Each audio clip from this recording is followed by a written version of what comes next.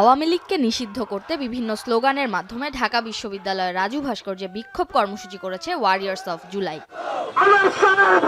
জুলাই আন্দোলনে আহত এবং শহীদ পরিবারের সদস্যরা দেশের বিভিন্ন প্রান্ত থেকে এ বিক্ষোভে এসে ফ্যাসিস্ট শেখ হাসিনাকে দেশে ফিরিয়ে এনে বিচার দাবি করেন।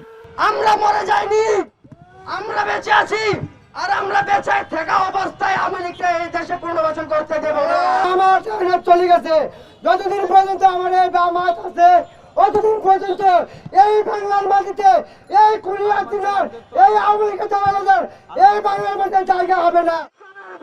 আওয়ামী লীগকে যারা পুনর্বাসনের চেষ্টা করবে তাদেরও একই পরিণতি ভোগ করতে হবে বলে হুঁশিয়ারি দেন তারা।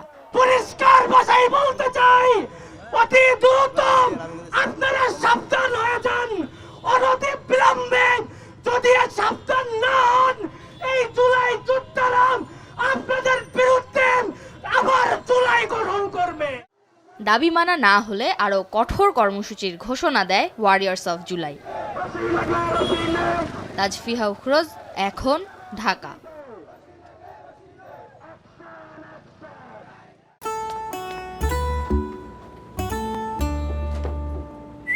এই ঈদে জুয়েলারি ক্লোদিং এ বিকাশ পেমেন্টে ডিসকাউন্ট।